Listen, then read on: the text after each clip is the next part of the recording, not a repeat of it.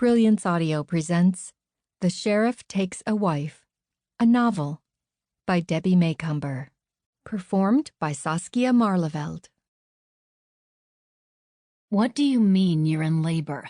Christy Manning asked her sister. "I didn't say that, exactly," Taylor Palmer said, her palms flattened against her protruding abdomen. She lowered her eyelashes, taking a long, slow breath. "You can't be in labor. I just got here. My suitcases are still in the trunk of my car." Christy bolted to her feet and shoved the dark curls away from her face with both hands. She'd been driving for nearly 3 days to be with her sister for the birth of this baby, but she hadn't counted on the blessed event happening quite so soon. "What do you want me to do?" she asked, regaining her poise. In her opinion, there was plenty of reason for alarm. The Lazy P, Russ and Taylor's cattle ranch, was miles outside Cougar Point, the closest town, and there wasn't a neighbor in sight. Taylor's husband, Russ, was driving his sister Mandy over to a friend's house and doing a couple of errands before heading back to the ranch. At most, he'd be gone only an hour, or so he'd claimed. But a lot could happen in an hour.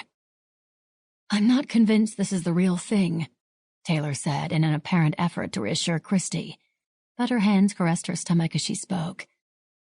"I've never been in labor before, so I'm not exactly sure what to expect." Trying to gather her scattering wits, Christy circled the kitchen table. First and foremost, she needed to keep calm. Mentally, she reviewed the recent classes she'd taken through the local library. She knew CPR and enough karate to defend herself. Great. She could knock someone out and then revive him. A lot of good either of those skills was going to do her in this situation.